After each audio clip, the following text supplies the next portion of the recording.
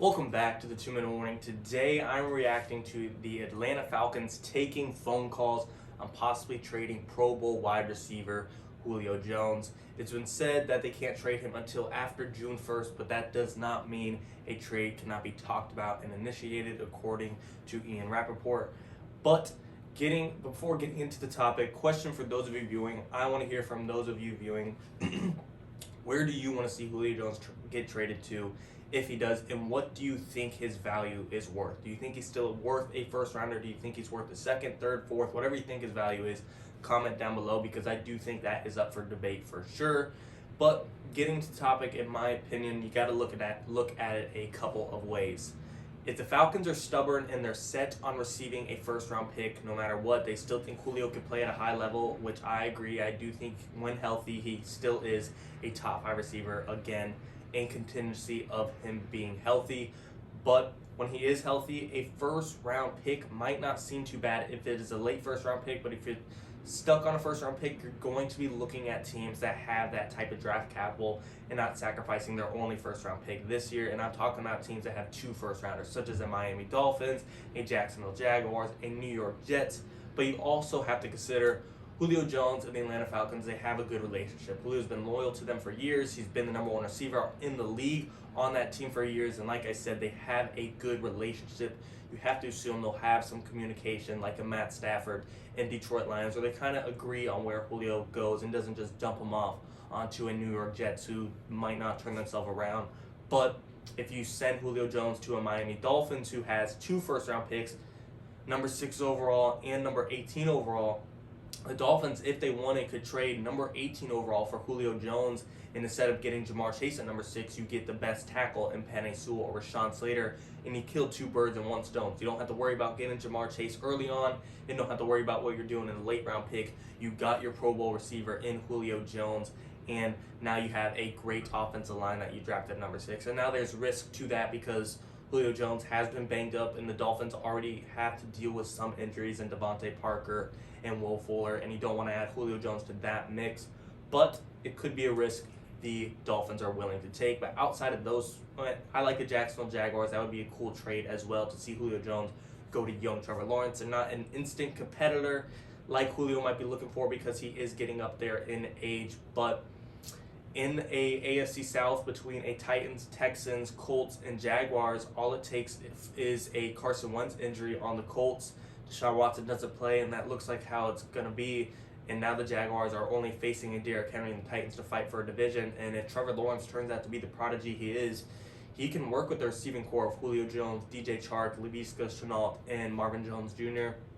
and fight for a possible playoff berth in his first year. Don't think it will happen, but anything is possible. But outside of those teams that have a lot of draft capital, a couple other teams that are wide receiver desperate per se, that a first round pick still sounds expensive, but they are desperate. A Baltimore Ravens who now has 2 first rounders. They were desperate for receivers in this offseason. They talked to Juju Smith, they talked to T.Y. Hilton, and they got Sammy Watkins. If you got a receiving core with Julio Jones, Marquise Brown, Sammy Watkins, Mark Andrews, now you're getting somewhere, and I'd love to see the Ravens pull the trigger on that. Not sure Julio Jones wants to go to Matt Ryan, who's got a great arm, to Lamar Jackson, who doesn't have a great arm, but he's still going to a team that is competitive. And like I said, I do think Julio will have say in where he goes because of the great relationship he has had with Atlanta over the years.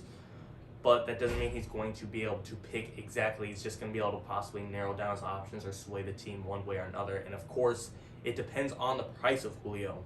If he's going for a first round pick, not a lot of teams are going to go out there and give up their first for a guy who, yes, is great, but you don't know if he's going to play because he's had some injury history in the past year or so. But when you got a team that has draft capital, such as the Dolphins, Jets, or Jaguars, or even the Ravens, now that they have 2 first round picks, they might be willing to give up a first. Or an Indianapolis Colts who could really be 1 receiver away. If Carson Wentz clicks and you give him a Julio Jones along with Michael Pittman and T.Y. Hilton and Jack Doyle, now they're the best team in the AFC South, in my opinion. It just all depends on how desperate you are as a team, what Julio costs, and what type of draft capital you have. And then a couple other teams I think would be a good team to possibly look at, assuming Julio Jones isn't a first round pick. Say the Falcons just want to try and get some cap room, and I know the cap situation is weird with Julio, but they could just save a few dollars, and they're not worried about what they really get in return for Julio. They're just trying to jump his salary, and they're willing to take a second, third, or fourth. Fourth, that's pretty, I doubt they'll take a fourth, but if they're willing to take a second or third, I think a Cincinnati Bengals or possibly Los Angeles Chargers should look into his two teams who aren't wide receiver desperate, but if you give them a Julio Jones, they go to the next level. Imagine Joe Burrow all of a sudden having T. Higgins, Tyler Boyd, Julio Jones.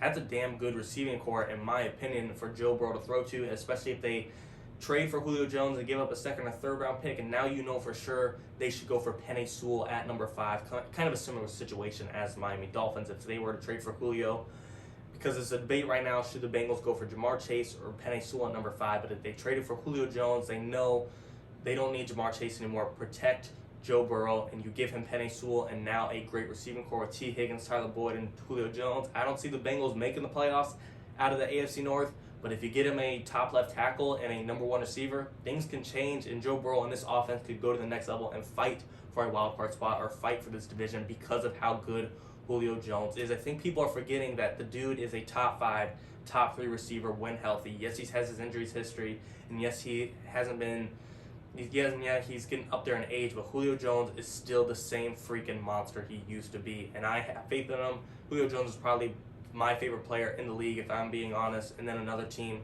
like I said, the Bengals, the Chargers. They're not desperate for a receiver, but if Julio's going to only cost a second or third round pick, you might want to take the gamble, so that way in the first round you know not to go receiver. Not to say they were looking at a Jalen Waddle or Devontae Smith, but now it is locked in to go left tackle or corner and to not look at receiver because you gave up, per se, 2/3 for Julio Jones or a second for Julio Jones. Now you got a receiving core in the Los Angeles Chargers of Julio Jones, Keenan Allen, Mike Williams. Those are 3 big go-up-and-get-it type of receivers, and I can promise you, you cannot guard all 3 on one-on-one matchups, and then you got some emerging guys in Jalen Guyton, Tyron Johnson, and Jared Cook as well. I guarantee a Los Angeles Chargers offense of Justin Herbert, who now in the first round you probably pick up a Christian Darrisaw at number 13 to protect him for this receiving core.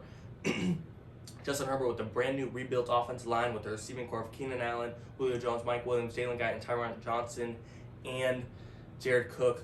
That is a team that can actually fight the Kansas City Chiefs to win the division. Similar situation as Joe Burrow and the Bengals. They can fight for the division. Julio Jones is such an X-factor player that people are forgetting about, that I think he could seriously change an entire team when healthy.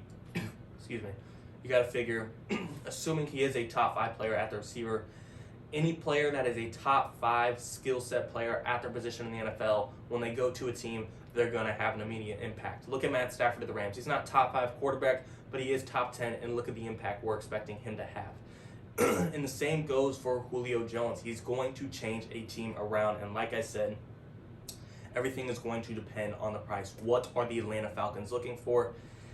What I think he's worth, because of the risk, I think he's worth a really late first rounder like the Ravens, who have number 31 overall, or possibly the Dolphins trade a number 18 overall but get something back in return. Look, we'll give you number 18 overall, but we want Julio Jones and a 3rd round pick. Something in return where you're not giving up a mid first round pick for a guy who is getting up there in age and has injury risk to him. So to me, he's either worth a mid first round pick, but you get picks as well, a late first round pick, or a 2nd or 3.